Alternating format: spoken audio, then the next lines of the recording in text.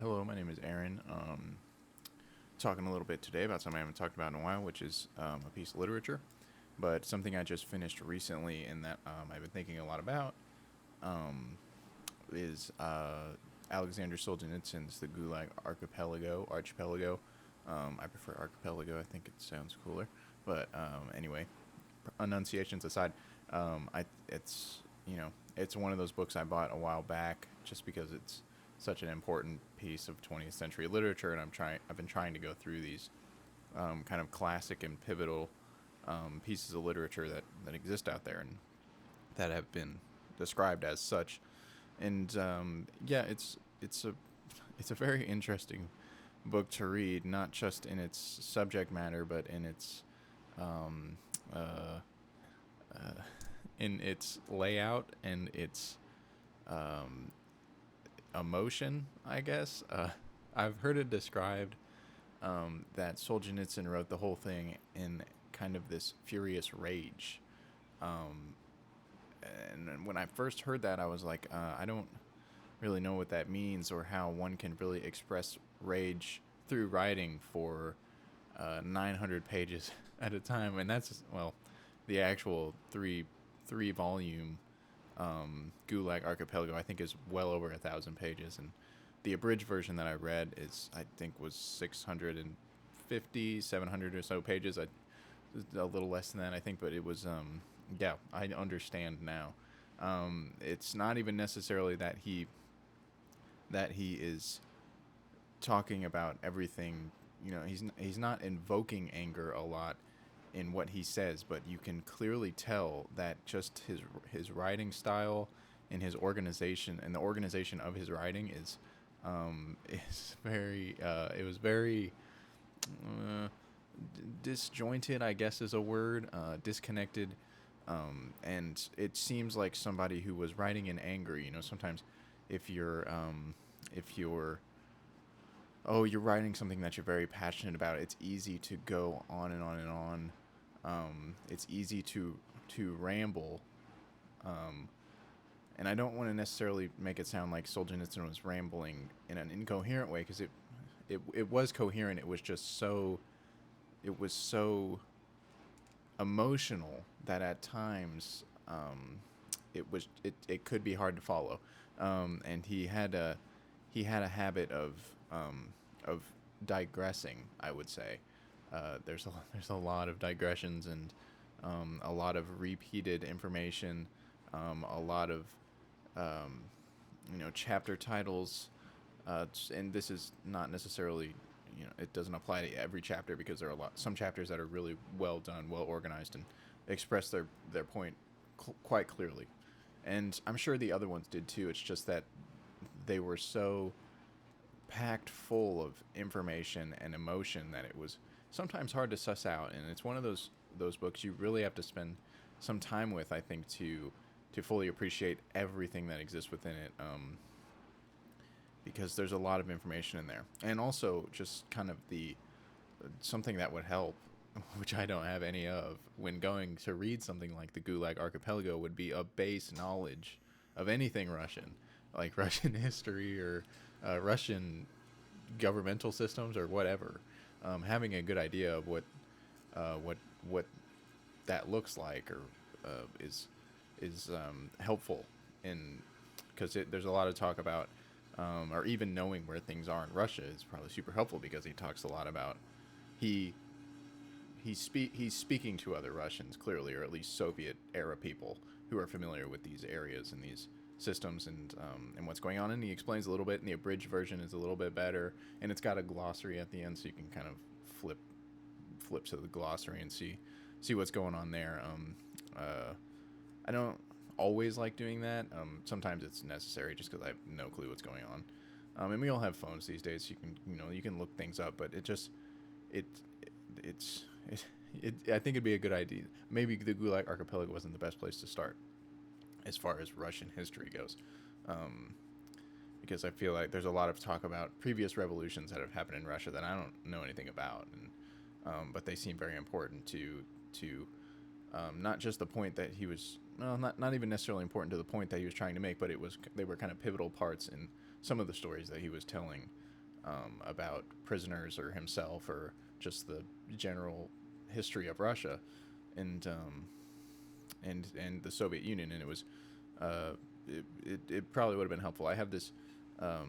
This is a bit of a digression, but I have a good collection of Russian literature, either by Russian authors or about Russia, and I'm kind of in that phase right now. If you look there, hard to see from here, but that's Dostoevsky, the brothers Karamazov, which I'm probably about 1/3 of the way through right now. It's really good.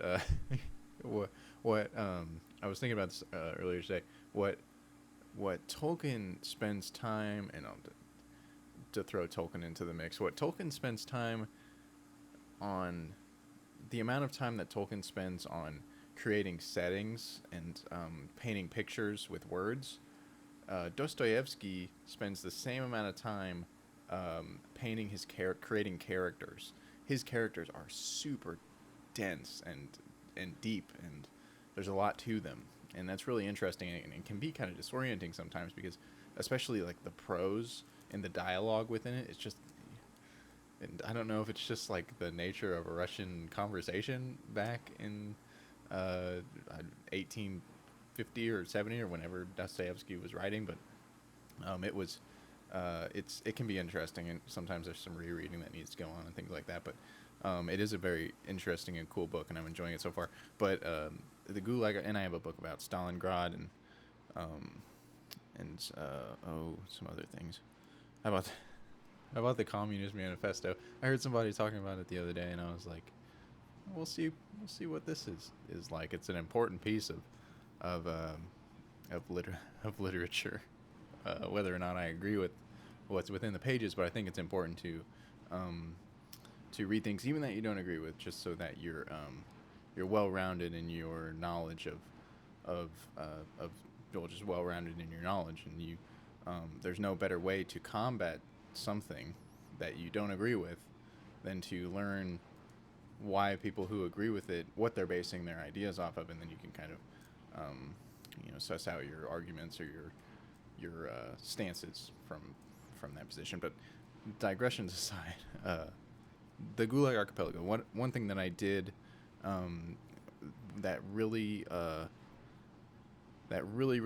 resonated with me, and that I did understand and thought was very interesting in the book, is the way that Solzhenitsyn, probably about 3/4 of the way through the book, he starts talking about his own time in the camps and prisons and exile, that various forms of punishment that he was subject to while he was a part of the Gulag Archipelago, and he has a really interesting take, but I think also a really valuable take to anyone, not just somebody who's imprisoned or enslaved or whatever, but it's the idea that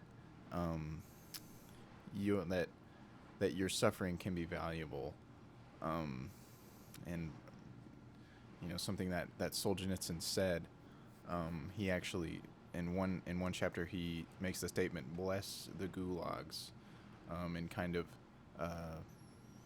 talks about him, kind of like they're this purifying force within his life, because not necessarily that he was unpure before, but in the gulags he had all this time to think and contemplate and kind of set himself against the forces that were allowing the gulags to even be a thing, or even and also in his own mind understanding the ideas that he thinks, but also kind of by proxy that everyone else thinks, kind of understanding the psychology of the minds that would allow something to exist. One big thing in Soviet era Russia, Soviet Union was the existence of informers.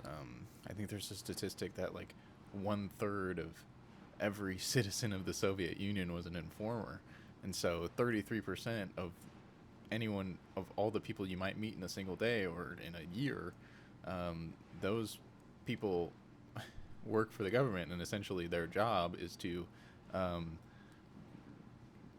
want to say snitch on people, but even that is not necessarily correct, because probably about half or even more than that of the time they were making up crimes so that the government could use that as evidence and then arrest people for essentially no reason, which is what happened to Solzhenitsyn. Basically, I mean, he was arrested for derogatory remarks that he wrote in a letter to a friend, and yeah, that's in the West we wouldn't consider that, or in even in countries or nations or whatever who appreciate things like freedom of speech and freedom of association and stuff like that, we would consider that pretty ridiculous to first of all have your private letter read at all by a government official, and then to be subject to punishment for whatever you wrote.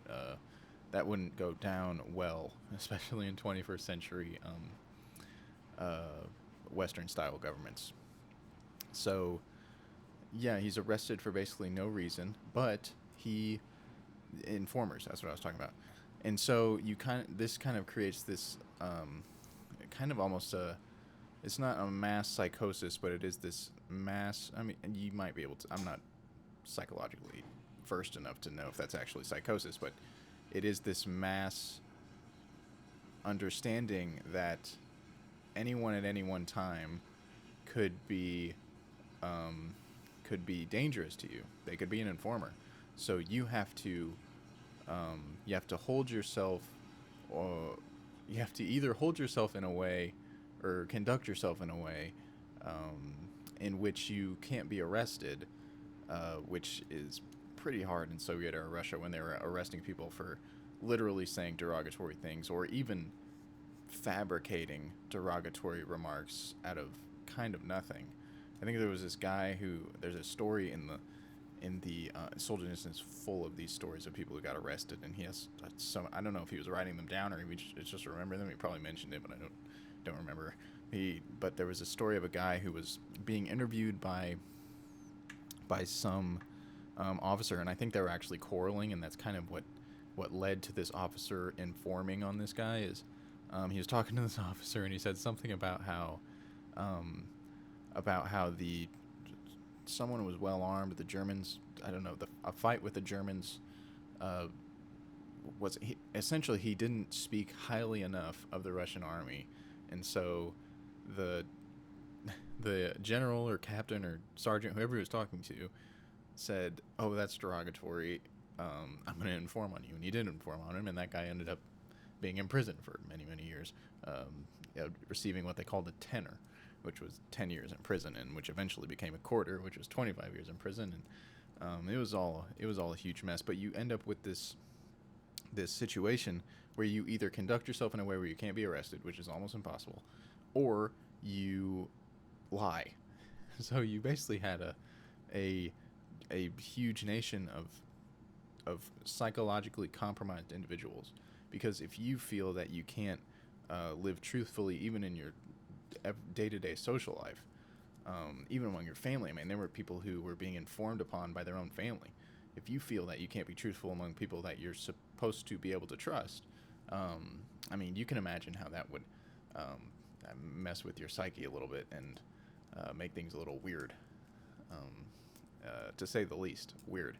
But this is kind of how this is kind of the entire story and psychology of Soviet era Russia that Solzhenitsyn was tapping into while he was in the camps. He was understanding that these are the forces that are making this possible. If every man were to say, nobody's actually committing crimes, the government's just kind of being ridiculous here, then it would not be possible for the government to arrest everybody. But because you have these, first of all, the informers, and then the individuals who are willing to lie for those informers, who are willing to kind of let the state of gulagness and the state of Russia slide down the hill to a point where they're literally arresting everybody for almost no reason. Well, not everybody, but a lot of people for almost no reason, and a lot of these people end up dead. And they're just kind of, there are these blinders that these people are putting up, and they're just focused on their way forward. They're like, okay, how do I not get arrested? How do I not get killed in these gulags? They don't necessarily care about the greater picture of How do we fix this problem? And and there's a lot to tease out there, because first of all, you have a communist regime who everybody's basically starving already. So just in the fact that they're starving, you have psychological problems there. I mean, if you're hungry, you're not really even in a position to be that strong of a person. Um, and this these gulags and these camps were kind of how the Soviet Union at the time was getting anything done. I mean, they were doing building projects and things like that, and they were trying to expand, but nobody wanted to work because they weren't getting paid to do that really um, in any worthwhile sense. So all the menial labor that nobody wanted to do, who was a free person, was relegated to these prisoners, and they were hardly even doing it. I mean, a lot of times they were finding ways to shirk their work, or just doing a really kind of shitty job. So yeah, and there's a whole there's a whole there's a whole myriad of reasons why Russia and the surrounding countries were susceptible to these camps.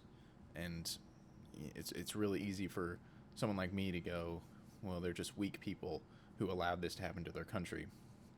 And in a sense, in a macro sense, outside of my own brain, um, you know, if I'm speaking as someone who has been through these things and understands what it would actually take to do this, because I don't, but um, and that's kind of comes back to Solzhenitsyn. In his eyes, which is admittedly a set of fairly religious eyes, he sees, kind of this whole purification force as kind of a command from God to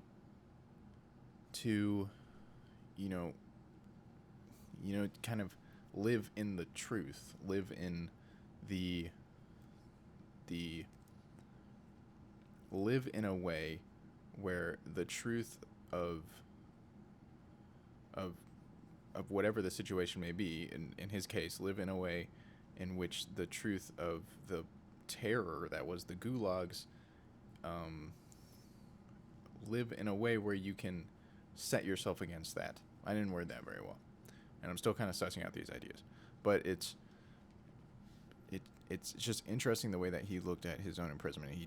He saw it as a chance to bulwark himself and to understand himself and the others around him and the systems that he was ensconced in, and try to make the world better because of it.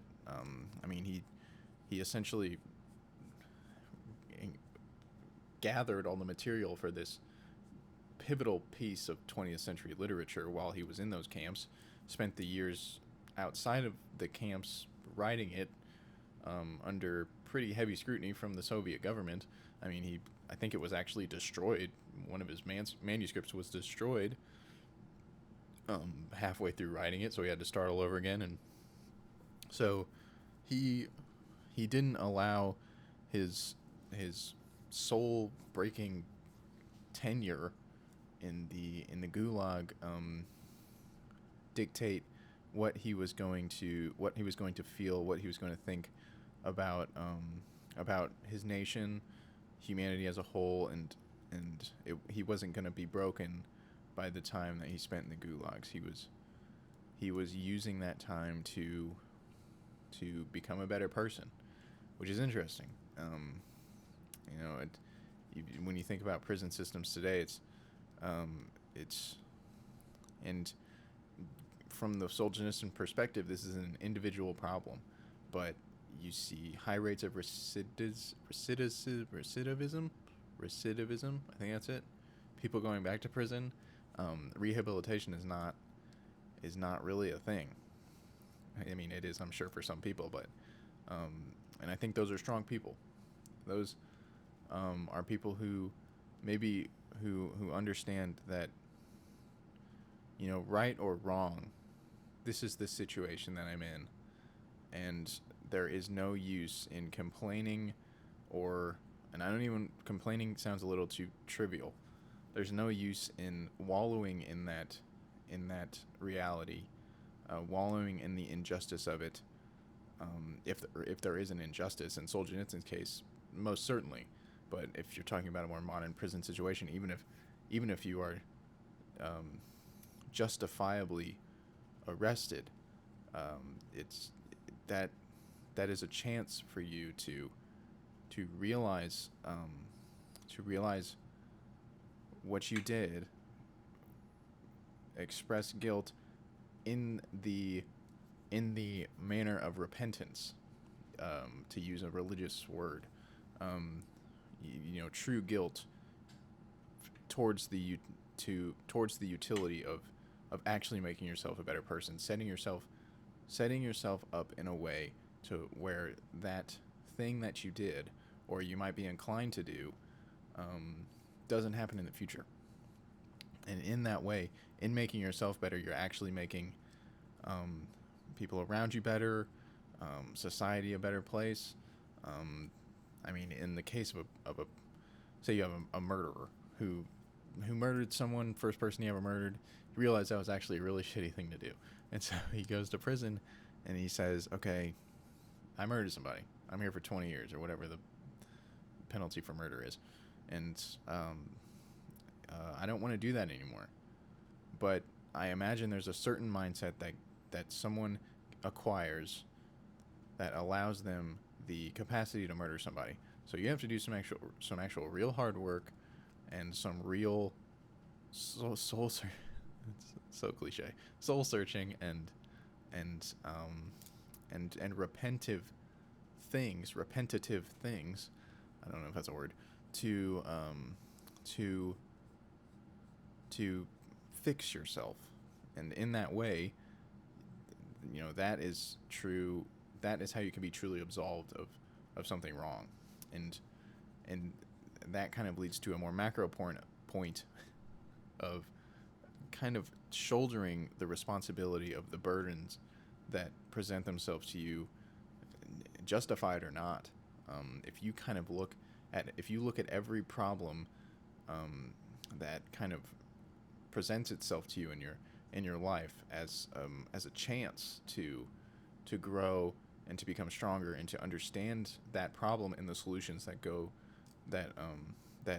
come about, that exist to fix that problem, then you not only become a more well-rounded or stronger individual, but you also become a more valuable individual, and in that way, humanity just starts stacking up valuable individuals, and there's nothing wrong with that. That's how you make humanity better, or that's how you make the world a better place. How you make humanity a better thing. And so that's kind of Solzhenitsyn's whole point when he's talking about kind of shouldering the responsibility of your burdens, justified or otherwise, because there's just there's no alternative. This is the reality that you've been given, and it's your job to change that however you can. If it's a reality that you're unhappy with, or if it's a reality that you think should be better, you have to find a way to do that, and kind of hopefully in a way that embraces truth and respect and trust and things that actually will make not just yourself better, but those around you better, and add value to not just your own life, but to the lives of those people around you, be it microscopically or macroscopically. I think with each good person that you add to the population of humanity gets like 100 times better, because that person will then touch the lives of numerous amounts of other people, and it's a chain reaction, and then that person touches the life of other people. It's a never-ending replication of good people, and that cannot be a bad thing. I don't think. Yeah, that's really all I have to say about it. I thought that was a really interesting part of this story. And I'm glad I read the book. I'm gonna have to go over it probably a million more times to actually absorb everything and study a little bit more about Russian history and things like that. But it was worthwhile just to get that interesting perspective. And I think it's kind of something that I don't know if we all innately feel, but I think when it's expressed to you, you can understand the sentiment. You can understand that, you know, to become stronger is a good thing, and to embrace the adversity that you encounter in your life is one way to do that. It's it might be the only way to do that. Otherwise, you're just kind of like afraid, or you're running all the time, or you're blaming all the time, or you're not focusing on solutions. You're putting your focus outside of making yourself a more actualized person, a more well-rounded and stronger person. And I think that's an important thing. I think it is important to make yourself stronger in that way, through the embracer of suffering. I don't know if that's a word. Embracing of suffering. Hug your suffering, and try to make it better. Hug it out, I guess, is the moral of Solzhenitsyn's story. Not at all. Or maybe, I don't know. I don't think you can like metaphorically think about it in that way. That was just a dumb tagline that I added to the end of hug your suffering. Well, that's all I'll say about that.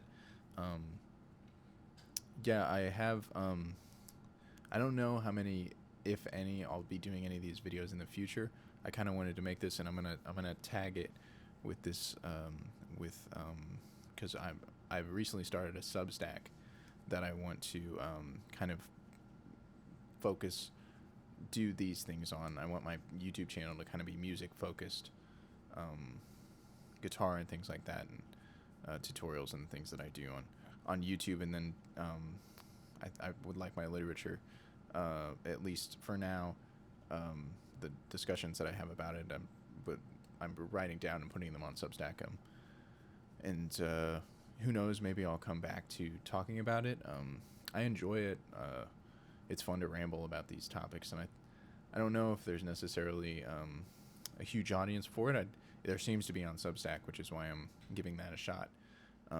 If you want to join my Substack, I will leave that in the comments. I don't really, or not the comments, the bio or information or whatever. I don't really know. I'll figure that out, how to get like a Substack link. I'll figure that out. But if you want to join that, or you can just look up Aaron Becker on Substack and find me. The actual name of my Substack is Literally Literature, and it's not literally it's literally literature is the name. Literally is included in the name, and then literature. I know it sounded like no, it's literally literature.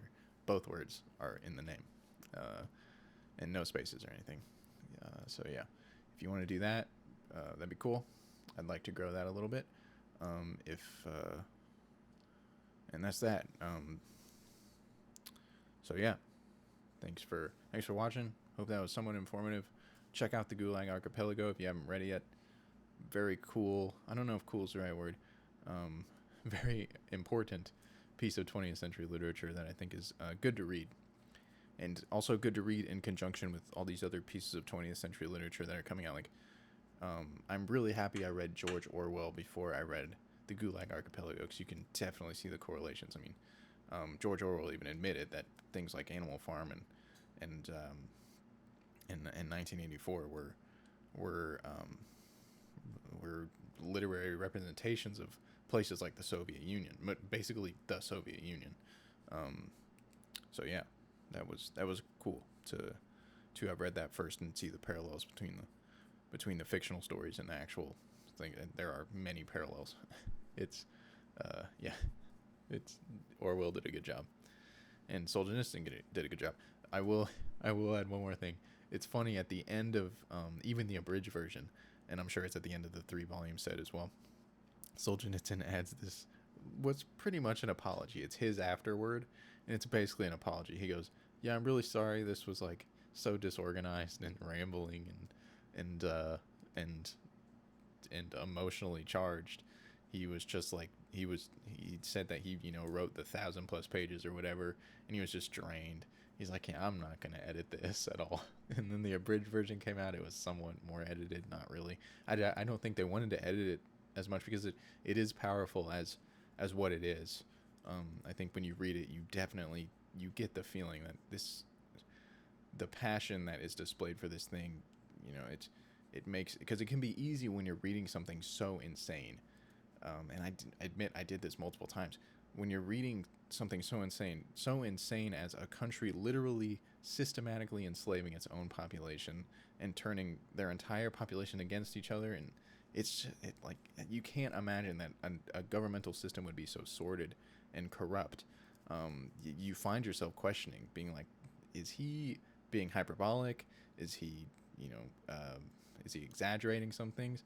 And there's just a sincerity about his writing. And now that it's 2022, we know that basically all of it was true.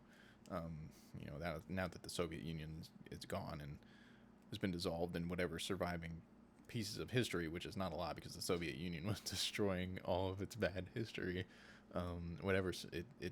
It's clear that he was telling the truth. Soviet Union was bad. The body count was huge. Like 20 or 30 million people or something like that died in gulags and starvation, and it's terrible. One of the in a century of human tragedy, the 20th century, it's one of the greatest. It doesn't, I don't think it gets as much press because it wasn't so overt as something like the Holocaust or the killing fields, or the Rwanda genocide, which might have actually 21st. I don't actually know when that was. 21st century, maybe.